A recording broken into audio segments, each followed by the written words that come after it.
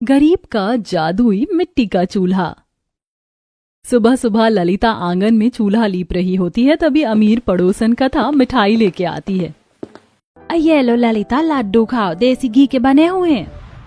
मगर कथा बहन, ये लड्डू किस खुशी में बांट रही हो? मेरे घर में 4 बर्नर वाला मॉडर्न गैस चूल्हा आया है, तो बस सोचा पड़ोसियों से खुशी बांट लूं। मगर अभी हाल फिलहाल में लगभग 6 महीने पहले तो आपने गैस चूल्हा खरीदा है। हाँ, मगर वो 2 बर्नर वाला चूल्हा था और मैं उस पर खाना बनाकर बोर भी हो गई थी। अब नए मॉडल का चूल्हा निकलेगा तो हम अमीर लोग ही खरीदेंगे ना। अच्छा, अब आई हैं तो चाय पी कर जाइएगा। इस पर कथा रघुवंशी नाक से कोड़कर बोलती है, नहीं रहने दो ललिता, वैसे भी तुम्हारा ये मिट्टी का चूल्हा तुम मिट्टी, तेल और गोबर के उपले से जलाती हो, मुझे स्मेल आती है। तुम भी छोटा मोटा गैस चूल्हा खरीद लो, फिर चाय पीने आऊंगी। अच्छा चलती हूँ, बाकी लोगों को लड्डू बांटने हैं। अरे ललिता बहू, 2 घूंट चाय तो पिला दे, आज तो बड़ी देर लगा दी तूने। जी बाबूजी, बस चढ़ा रही हूँ चाय अभी। दुखी मन से ललिता चूल्हे पर चाय चढ़ा देती है। एक तो खुला आंगन, ऐसे में मिट्टी के चूल्हे पर खाना बनाना कठिनाई और चुनौती भरा मंजर होता है। ललिता का ससुराल बहुत गरीब तबके का था। जब से वह शादी होकर आई थी, मिट्टी के चूल्हे में ही खाना बनाती थी, चाहे फिर धूप छाए, बारिश आए या धुआं हो। रोजाना की तरह बेचारी धुएं और तपिश में रोटी बना रही होती है। तभी राकेश उखड़े मिजाज में बोलता है, ललिता अभी तक तुमने डिब्बे में रोटी भी नहीं डाली, आज तो आधा दिन लगा दिया तुमने। हद है यार, रहने दो, आज रोटी लेके नहीं जाऊंगा। अरे राकेश, क्यों बहू पर ऐसे पिनक रहा है? कोई गैस चूल्हा थोड़ी है जो फट से जल जाएगा, मिट्टी का चूल्हा है, आंच जलने में हो जाती है देरी कभी कभी। अब बहू ने रोटी बना दी है तो ले जा। ललिता डबडबाई आंखों से रोटी का डिब्बा दे देती है, पर इसमें पूरा दोष राकेश का भी नहीं था। घनघोर गरीबी में उसकी हर दिन की एक ही चिंता रहती, मजदूरी का काम मिल जाए तो परिवार का पेट भर जाए। इसी तरह सिलसिला जारी था। माँ जी, बाबूजी, आप दोनों को एक और रोटी दूं? अरे नहीं बहू, रहने दे, मेरा तो 2 रोटी में ही पेट भर गया है। माँ जी, आपकी थाली में 1 रोटी डालूं? नहीं बहू, मैं तो ये रोटी बड़ी मुश्किल से सधा रही हूँ, ले इसी थाली में खा ले तू भी, दोपहरी हो गई है। माँ जी, बच्चों के स्कूल से आने का समय हो गया है, उन दोनों को खाना परोस कर फिर मैं खा लूंगी।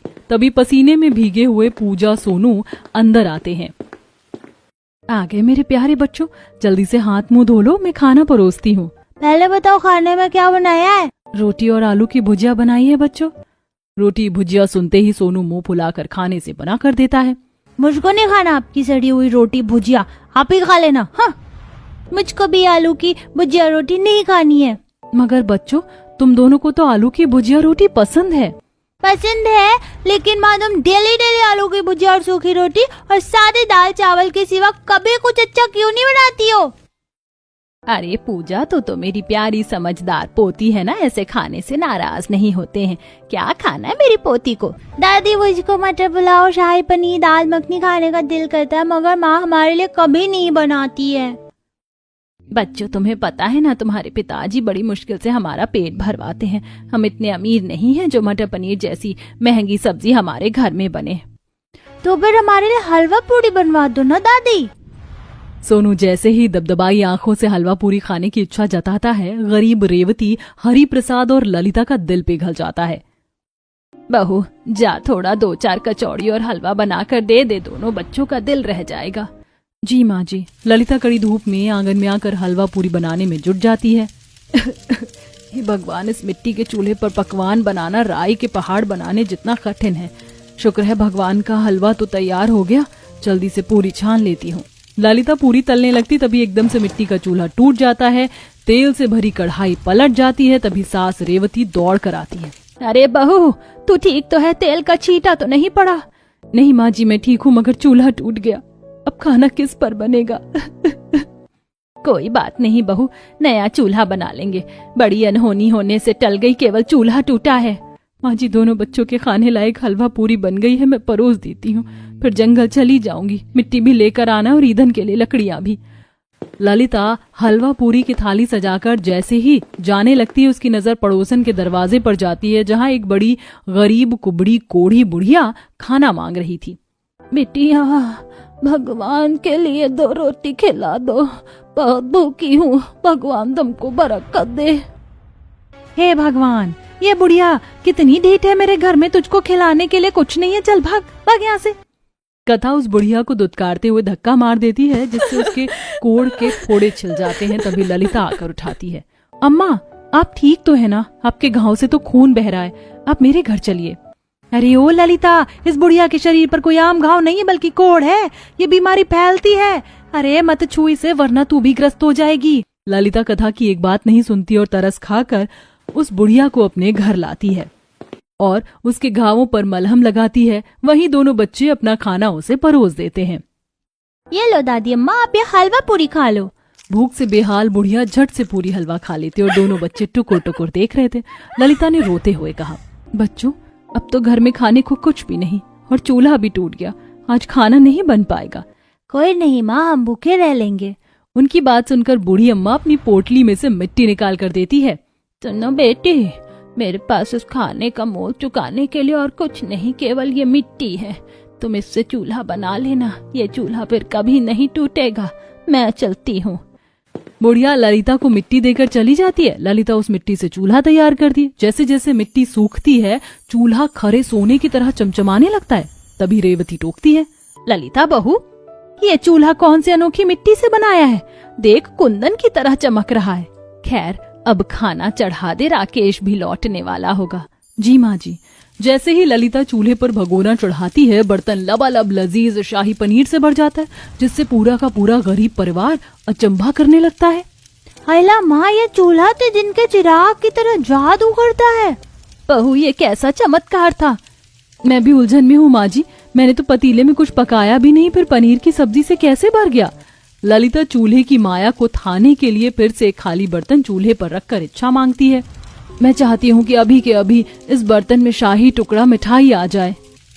जादुई चूल्हा अपना चमत्कार दिखाता है और देखते ही देखते बर्तन स्वादिष्ट शाही टुकड़े से भर जाता है। सबकी आंखों में खुशियों की चमक छाई थी। इसका मतलब माँ जी, वो अम्मा भगवान का भेजा हुआ दूत थी जो हमारी परीक्षाएं लेने आई थी। देर ही सही बहू, ऊपर वाले की बरकत हमारे परिवार पर हुई है, तभी तो इस जादुई चूल्हे से हमें नवाजा है। बारी बारी से पूरा गरीब परिवार अपनी पसंद का खाना मांगता है। ए जादुई चूल्हे, मुझको मालपुआ और राज कचौड़ी खाना है। ससुर तरसते हुए जैसे ख्वाहिश जाहिर करता है। पूरा घर जादुई चूल्हे की सुनहरी रोशनी से प्रकाशमान होता और ढेर सारे मालपुए पकवान आ जाते हैं। कुछ देर बाद राकेश जब घर लौटता है तो उसे इस बारे में पता चलता है, तो वह भी खुशी से फूला नहीं समाता है। ऐ मेरे जादुई चूल्हे, मुझ गरीब गृहिणी की सूनी रसोई को अनाज के भंडार से भर दो, ताकि आज के बाद मेरी रसोई में कोई कमी घटी ना रहे। तभी चूल्हे में से एक आनंद भरी आवाज आती है, जो हुक्म मेरे आका, भर जाए चावल, भर जाए आटा, आ जाए दाल, हो जाओ माला माल। देखते ही देखते ललिता की गरीब टूटी फूटी रसोई का नक्शा बदल जाता है। अनाज किस्म किस्म की दाल सब्जी भरपूरी से भर जाती है। ललिता, आज के बाद तुम्हारी रसोई के अन्न के खते सदा भरे होंगे। कोई कमी घटी तुम्हारे डेरे के निकट नहीं आएगी। मेरा इस्तेमाल कर और बदल लो अपनी तकदीर। अंत में ललिता सूझबूझ के साथ जादुई चूल्हे का सदुपयोग करती है और होटल खोल लेती है, जहां तरह तरह के खाना और व्यंजन खाने के लिए लोगों की भीड़ जुटने लगती है, खास करके उसके चूल्हे की रोटी खाने के लिए। शहर से अच्छे खासे संपत्ति वाले भी मीलों का सफर तय करके आते। इस तरह ललिता अपने परिवार के गरीबी दुख कष्ट को दूर करके एक सफल गृहिणी के तौर पर मिसाल कायम करती है। खाना बनाने का ऐसा गार्डन में तो मजा ही कुछ और है, लेकिन सर्दी भी है। ये तुम यहाँ क्या कर रही हो? भाभी वो मैं। ये गार्डन में खाना कौन बनाता है? वो भी दिखा दी ना तुमने अपनी औकात लड़की, कि तुम गरीब ऐसे ही होते हो। हर एक घर में किचन नहीं है जो यहाँ आ गई। मलिका को देखकर सोनल की मानो जान निकल गई, लेकिन सोनल ऐसे गार्डन में खाना क्यों बना रही थी? क्या उसकी कोई मजबूरी थी या कुछ और? अब मलिका क्या करेगी? इतने सारे सवालों के जवाब जानने के लिए कहानी में पीछे चलते हैं। विकास, मैं तुम्हें बहुत पसंद करती हूँ, लेकिन मुझे नहीं लगता कि तुम्हारे इतने बड़े घर में मैं रहने के लायक हूँ। कहाँ तुम और कहाँ मैं, हम दोनों के रिश्ते को कोई स्वीकारेगा नहीं। जहाँ दिल राजी वहाँ रब राजी, और जहाँ रब राजी वहाँ फिर सब भी राजी हो ही जाते हैं। तुम चिंता क्यों कर रही हो सोनल? तुम ही वो लड़की हो जो मेरे लिए बेस्ट है। मैं बस 5 मिनट में तुम्हें लेने आ रहा हूँ, रेडी रहना। पर सोनल मेरी बच्ची, किससे बात कर रही थी तू? कुछ नहीं बाबा, वो मैं तो, आप मुझे गलत मत समझना। नहीं बेटा, मैं तुझे गलत नहीं समझ रहा हूँ, बल्कि मैं तो काफी खुश हूँ। तूने अपने लिए खुद ही सही इंसान को चुन लिया। सच बाबा, बाबा वो आज मुझे लेने आ रहा है। अपने आशीर्वाद के साथ मुझे विदा करेंगे ना? जरूर करूंगा। मेरा आशीर्वाद तो हमेशा ही मेरी सोनल के साथ है। सोनल एक गरीब लड़की थी जो कि एक अमीर परिवार के लड़के को पसंद कर बैठी थी। आज वही लड़का सोनल को हमेशा के लिए अपने घर लेकर जाने को आ रहा था। कुछ ही देर बाद विकास सोनल के घर पहुंच गया, जहां उन्होंने शादी की, और सोनल के बाप का आशीर्वाद लेकर वो दोनों ही अपने घर की तरफ को निकल लिए। वाह, कितना सुंदर फूलों और हरियाली से भरा हुआ गार्डन है। विकास, क्या यही हमारा घर है? हाँ सोनल, यही है हमारा प्यारा घर। वो देखो, कितना बड़ा हवेली जैसा घर है। हवेली जैसा नहीं, ये हवेली ही है। अच्छा चलो अब गाड़ी से उतरो। मुझे डर लग रहा है विकास, तुम्हारे घर वाले मुझे। ओहो सोनल, मैं हूं ना, कुछ नहीं होगा। विकास ने सोनल का हाथ पकड़ लिया और वो उसे अपने घर के अंदर लेकर गया, जहां उसकी बहन ने अपने भाई को एक लड़की के साथ आते हुए देख लिया और उसने अपनी माँ और भाभी को इस बारे में बता दिया। अच्छा, तो तुम दोनों 4 सालों से एक दूसरे को जानते हो? तुमने मुझे इस लड़की के बारे में एक बार भी बताना जरूरी नहीं समझा विकास? माँ बस डरता था कि कहीं आप मना न कर दो। वैसे माँ, सोनल बहुत अच्छी लड़की है, आपको कभी भी शिकायत का मौका नहीं देगी। आप इसे एक मौका दे दो। ठीक है, दे देती हूँ। वैसे भी अब तो कुछ और किया नहीं जा सकता है, आखिर सोसाइटी में हमारी भी कोई इमेज है। मम्मी जी, आप कुछ मत बोलो मलिका, मैं कुछ सोचकर ही फैसला कर रही हूँ। ठीक है लड़की, क्या नाम बताया था विकास ने? हाँ सोनल, स्वागत है हमारे घर में तुम्हारा। भावना ने बिना किसी हाय हाय या किचकिच के अपनी बहू को घर के अंदर बुला लिया। भावना या उसकी बेटी राधा को तो सोनल से कोई दिक्कत नहीं थी, लेकिन मलिका जो कि भावना की बड़ी बहू थी, उसे सोनल का घर में आना जरा सा भी पसंद नहीं आया। नमस्ते माँ जी। नमस्ते, आ गई तुम बहू? जी। ज्यादा डरो नहीं। ठीक है, तो आज तुम्हें खुद को अच्छी बहू साबित करने का मौका दिया जा रहा है। आज तुम्हारी पहली रसोई होगी और उसी से पता चल जाएगा कि तुम कैसी बहू हो। सारा सामान किचन में है। राधा, सोनल को रसोई दिखाओ। अपनी माँ की बात सुनकर राधा सोनल को रसोई दिखाने को ले आई। देखो भाभी, ये रहा हमारा सारा सामान। इधर चम्मच है, इधर क्रॉकरी है, और गैस चूल्हा ये वाला है, और इलेक्ट्रिक चूल्हा इधर है। अब मैं जाऊं? हाँ, चली जाओ। हे भगवान, सिलेंडर, बिजली का चूल्हा, इन्हें तो देखकर ही मेरा दिल सीने से बाहर आने को तैयार है। हे भगवान, मैं यहाँ खाना नहीं बना सकती हूँ। सोनल का वहां दम घुट रहा था, उसे चक्कर भी आ रहे थे। ऐसे में वो रसोई की खिड़की पर आ गई और हे भगवान, अरे कितना सुंदर गार्डन है। फूल, पेड़ पौधे, हरी हरी घास। ठीक है। सोनल ने ऐसे बोलकर रसोई से सारा सामान उठा लिया और उसे लेकर वो गार्डन में आ गई। सर्दी का मौसम था, हवा चल रही है और इस गार्डन में तो ये और भी ठंडी ठंडी लग रही है। लेकिन कोई नहीं, अब मैं यहीं पर खाना बनाऊंगी। तो सबसे पहले मुझे चूल्हे के लिए 2 ईंट कहाँ मिलेंगी? सोनल इधर उधर ईंट ढूंढने लगी। घर की बैक साइड में कुछ ईंटें पड़ी हुई थी जो कि सोनल ने उठाई और उसके बाद उसने चूल्हे में जलाने को लकड़ी ढूंढना शुरू किया। भगवान, यहाँ तो खाना बनाने के लिए अच्छी कसरत हो गई। अब ये लकड़ी कहाँ से लूं? अरे हाँ, सोनल घर के बाहर आई। सड़क के किनारे एक सूखा हुआ पेड़ था। उसने छिपकर उसकी लकड़ी ली और फिर उसने गार्डन में चूल्हा जलाकर खाना बनाना शुरू किया। खाना बनाने का ऐसा गार्डन में तो मजा ही कुछ और है। ये तुम यहाँ क्या कर रही हो? भाभी, भाभी वो मैं। ये गार्डन में खाना कौन बनाता है? वो भी दिखा दी ना तुमने अपनी औकात लड़की, कि तुम गरीब ऐसे ही होते हो। अरे घर में किचन नहीं है जो यहाँ आ गई। ठहरो। अरे माँ का फोन। मलिका अपनी माँ का फोन देखकर वहां से चली गई। सोनल मलिका को देखकर भी अंदर नहीं गई और उसने सारा खाना वहीं बनाया। भाई वाह, मजा आ गया, इसको कहते हैं खाना।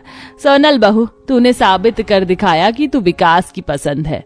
सच में भाभी, सो गुड। शुक्रिया। सोनल आज बहुत ज्यादा खुश थी क्योंकि उसे ससुराल में अपना लिया गया था। वहीं मलिका उससे मन ही मन जल रही थी।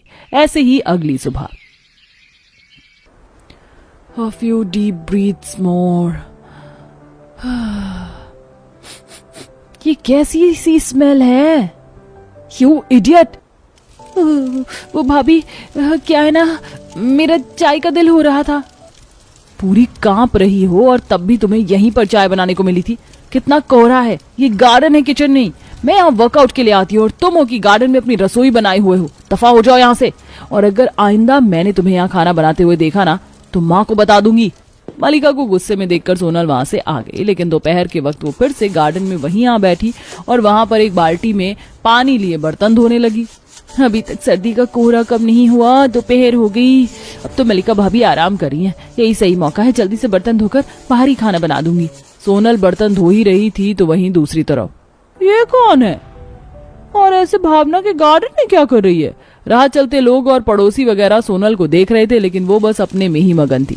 उसने बाहर ही खाना वगैरह बनाया और सभी काम निपटा दिए। अगली सुबह जब मलिका वर्कआउट के लिए आई तो उसे मिट्टी नम और साथ में चूल्हे में कोयले मिले। ये जरूर मेरी नाक के नीचे कुछ करके गई होगी, अभी बताती हूँ। मलिका भाभी, यहाँ मेरे साथ आओ ना। राधा मलिका को अपने साथ ले गई, जिसकी वजह से वो उसे कुछ नहीं बोल पाई। लगातार ऐसे ही सिलसिला जारी था। सोनल सर्दी में किसी तरह मलिका की नाक के नीचे से गार्डन में अपने काम निपटा आती थी, जिसकी वजह से मलिका उससे कुछ बोल ही नहीं पाती थी। लेकिन ऐसे में ही एक दिन, भगवान कितनी अच्छी धूप खिल रही है। माँ जी भी घर में नहीं है और भाभी और राधा भी अपने कमरों में हैं। मौका अच्छा है। सोनल ऐसे बोलकर जल्दी से खाना बनाने को बैठ गई। अभी वो खाना बना ही रही थी कि तभी, सोनल बहू। जी जी जी जी माँ जी। हे भगवान, तू तो सच में ही गार्डन को रसोई बनाए हुए है। इसका मतलब मेरी पड़ोसन सही बोल रही थी। माँ जी वो, बस अंदर चल। माँ जी ये आज से नहीं है, पहले दिन से ही चल रहा है। ये आप सभी को गार्डन में खाना बनाकर खिलाती है। क्यों करती है तू ऐसा? अरे मैंने तुझे अच्छी बहू समझकर अपनाया था, लेकिन तूने हमारी आंखों में धूल झोंक दी। माँ जी, ना इसे सर्दी दिखाई देती है ना गर्मी। बस करो भाभी, मैंने बाहर खाना किसी शौक में नहीं बनाया, मेरी मजबूरी थी। क्या मजबूरी थी? माँ जी, मैं रसोई में काम करने जाती थी, कोशिश करती थी कि यही खाना बना लूं, लेकिन माँ जी मुझे गैस, चूल्हे, बिजली की चीजें और सिलेंडर को देखकर डर लगता है। ऐसा लगता है कि जैसे ये चीजें मेरी जान ले लेंगी, क्योंकि मेरी माँ की जान एक गैस चूल्हे ने ही ली थी। सोनल की बात सुनकर सभी बस कुछ देर से शांत से हो गए और फिर भावना बोली, तो ये बात है, लेकिन बहू तुझे हमें इस बारे में बताना चाहिए था ना। अब अगर तू ऐसी हरकतें करेगी तो हम तो गुस्सा करेंगे ही। हो सके तो मुझे माफ कर देना सोनल, मैं बेवजह ही बहुत कुछ तुमसे बोल चुकी हूँ, जबकि मैंने कभी बाहर खाना बनाने का तुमसे रीजन नहीं पूछा। आप माफी मत मांगिए। रो मत भाभी, ज्यादा बड़ी बात नहीं है। ये चीजें बेशक खतरनाक है, लेकिन अगर सावधानी से इस्तेमाल करो तो बहुत काम की भी हैं। अब हम आपको इन्हें सावधानी से इस्तेमाल करना बताएंगे। राधा की बात सुनकर सोनल मुस्कुराने लगी। बस फिर क्या था, उसी दिन से मलिका और राधा ने मिलकर सोनल को किचन की चीजें सावधानी से चलानी बताई। कुछ दिनों में ही सोनल सब कुछ सीख गई और सब फिर खुशी खुशी रहने लगे।